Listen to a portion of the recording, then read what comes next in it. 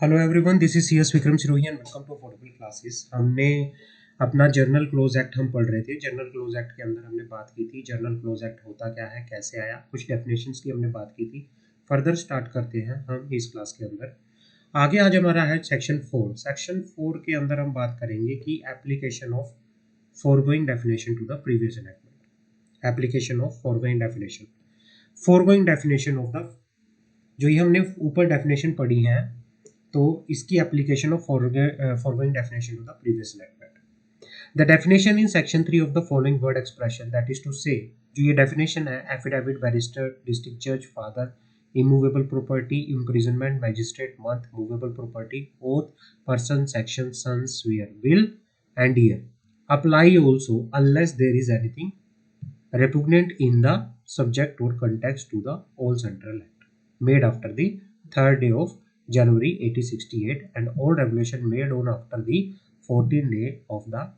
January 1887। Journal clauses act के जो ये 1868 के बाद जो भी ये डेफिनेशंस आई, जो जर्नल क्लोज एक्ट के सेक्शन 3 के अंदर बता रखी हैं कि भाई ये डेफिनेशन जो है ये अप्लाई होंगी, ये सारी की सारी क्या होंगी, एप्लीकेबल होंगी, इनको हम फॉलो करेंगे। सिर्फ उन चीज़ों को छोड़ के, जो क्या है, कॉन्ट्राडिक्ट कर रही हैं किससे, सेंट्रल एक्ट से। अब आगे बात करते हैं application of certain definition to the Indian law. Section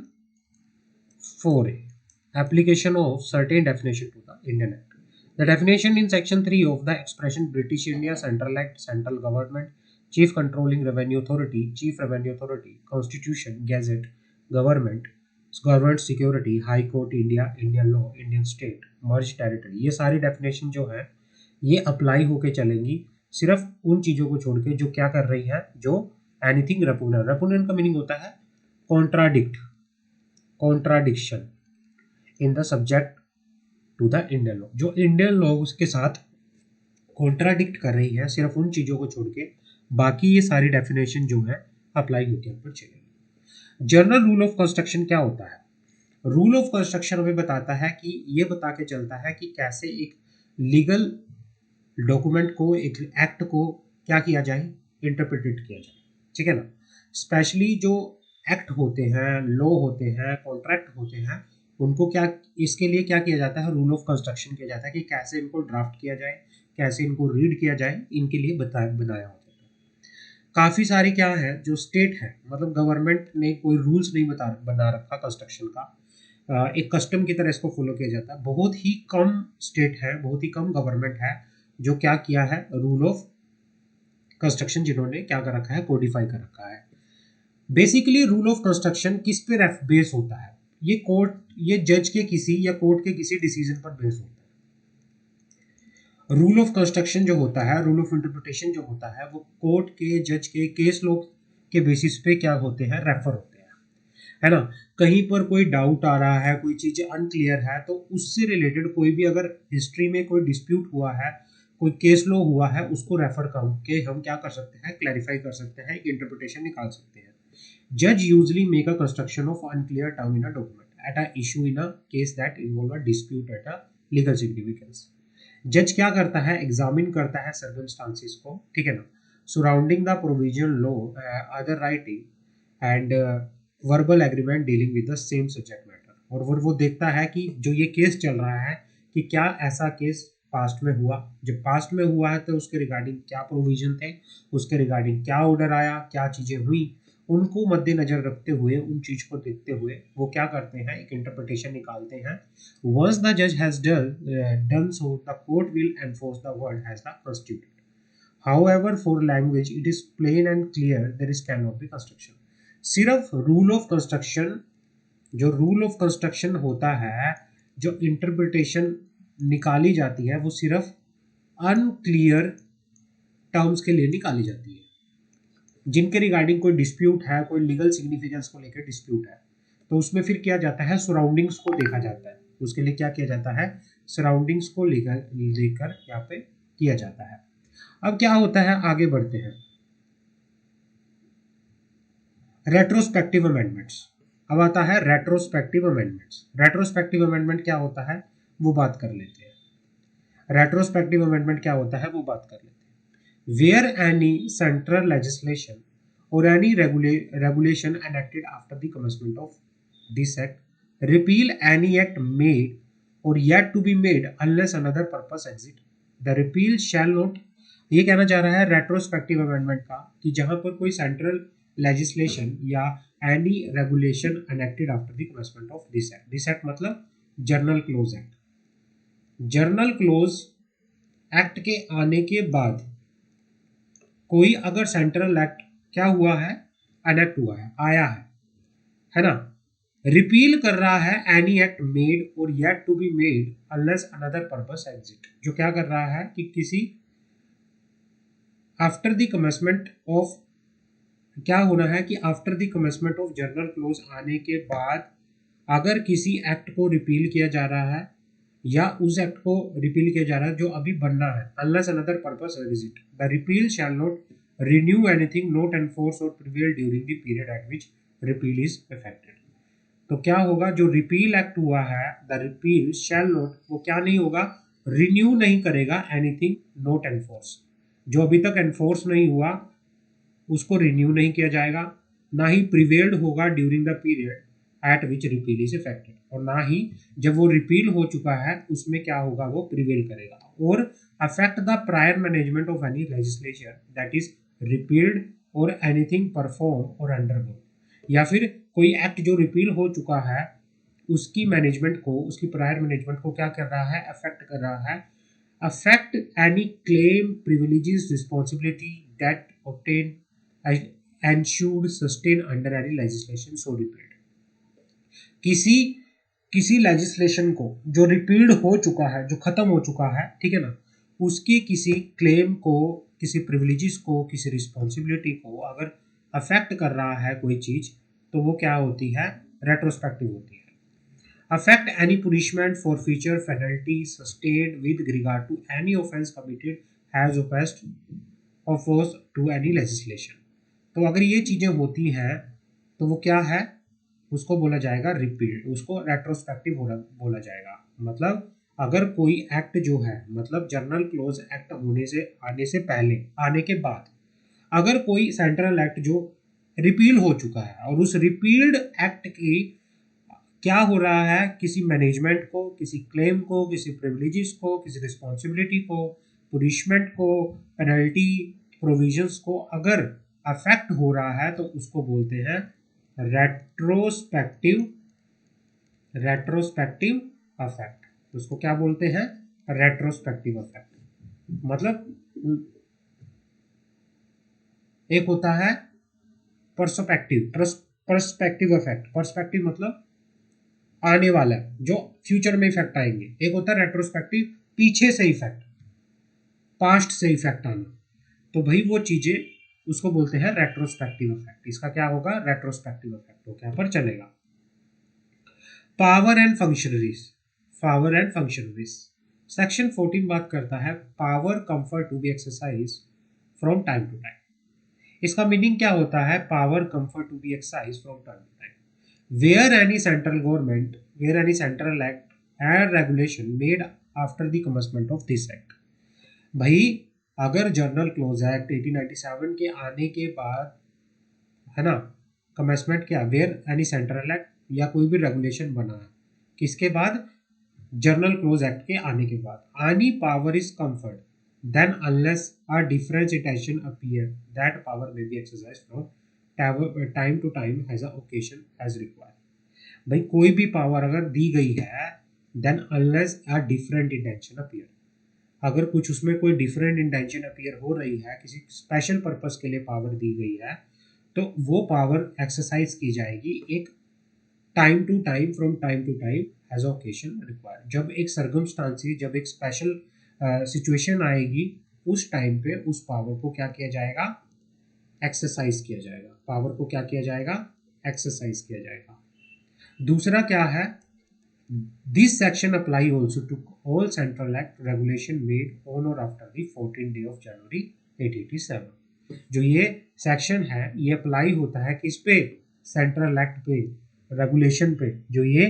क्या है, सेक्शन है ये अप्लाई होता है किस पे, सेंट्रल एक्ट पे रेगुलेशन है जो बने हैं ऑन और आफ्टर दी जनवरी 1887 के बाद, 14 जनवरी 1887 के बाद जो भी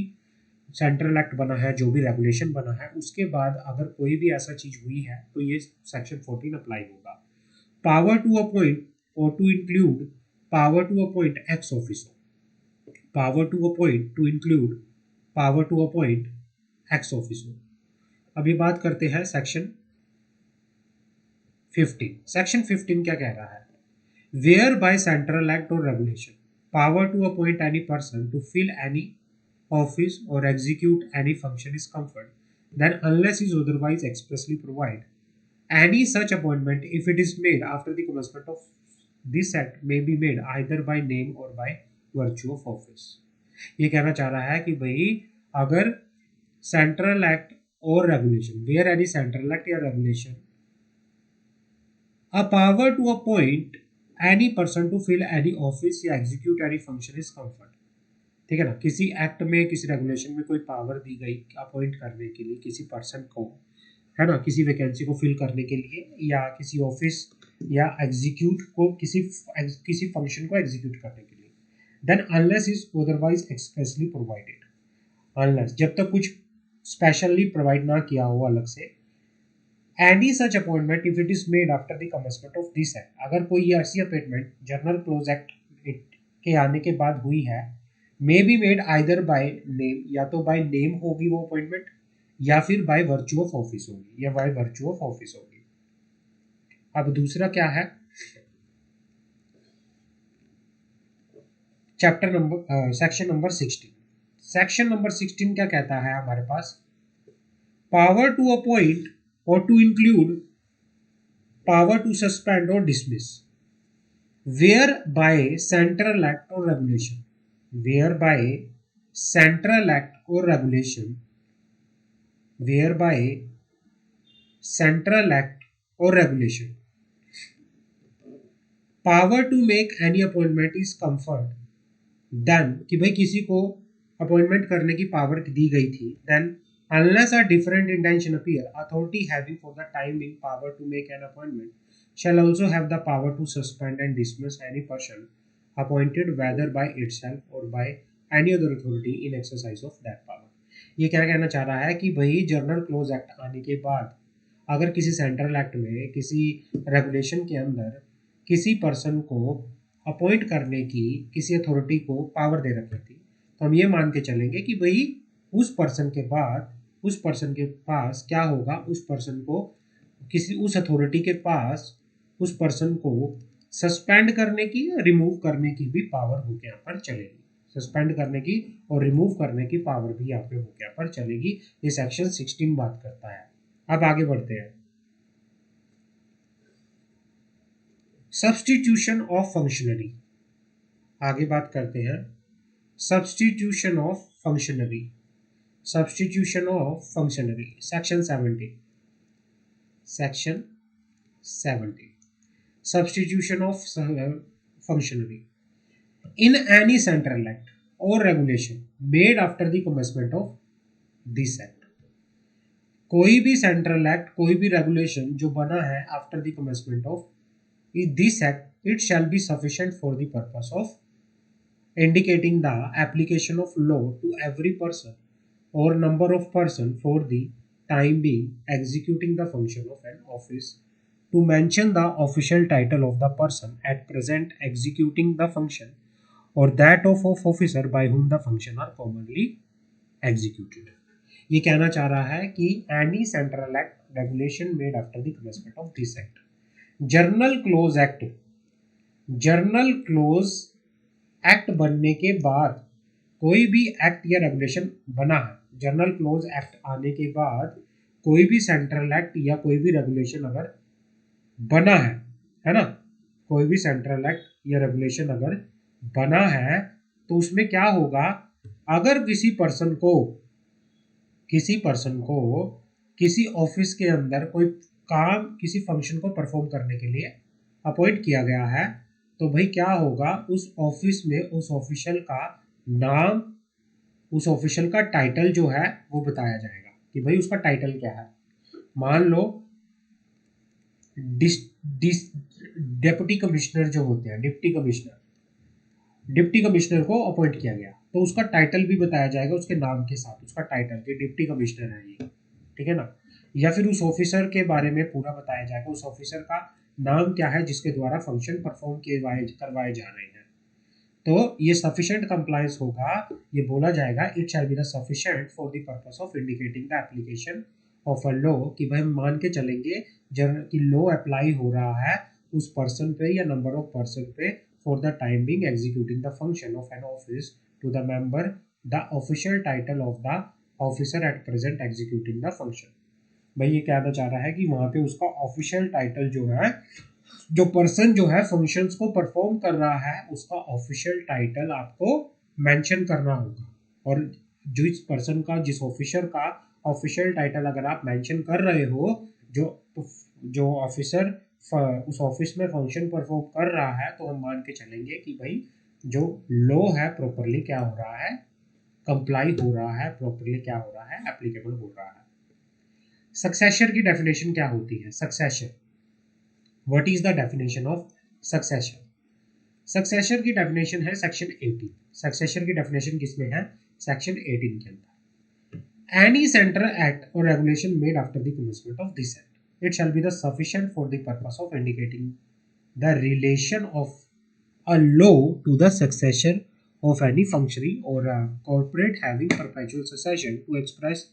in its relation to the functionary or a corporation। ये कहना चाह रहा है कि एनी सेंट्रल एक्ट और regulation made after the commencement of general clause act, ये सफिशिएंट होगा for the purpose of indicating the relation of a law to the successor. भाई ये सफिशिएंट होगा कि भाई लॉ बताना इंपॉर्टेंट है, सक्सेसर के साथ भाई इसका legal relation of a law to the successor of any functionary or a corporation having perpetual succession to express it is relation to the functionary or a corporation. तो ये बताना, successor बताना इस तरह से, भाई रिलेशन बताना एक इंपॉर्टेंट है कि भाई आपको इंडिकेट करना पड़ेगा रिलेशन ऑफ अ लॉ, कि भाई लॉ का सक्सेसर ऑफ फंक्शनरी से क्या रिलेशन है, या कॉर्पोरेशन हैविंग परपेचुअल सक्सेशन, भाई उसका फंक्शनरी से क्या रिलेशनशिप है। फंक्शनरी मतलब जो काम अभी प्रेजेंटली परफॉर्म कर रहा है। सक्सेसर मतलब भाई जो पहले काम कर रहा था उसने आगे अपना दूसरा फंक्शनरी। तो ये बताना इंपॉर्टेंट है कि भाई किसी सक्सेसर का मतलब उस सक्सेसर ऑफ एनी फंक्शनरी, किसी फंक्शनरी के सक्सेसर का उससे क्या रिलेशन है, relation of law, legal relation क्या है वो बताना इंपॉर्टेंट है। तो यहाँ पे ये आगे पर चलता है। तो हमारा ये चैप्टर यहाँ पे कंप्लीट होता है, general clause act. Hope so आपको ये समझ आया होगा अच्छे से। अगर कहीं पे भी डाउट है तो प्लीज़ आप पूछना, आपके डाउट क्लियर हो।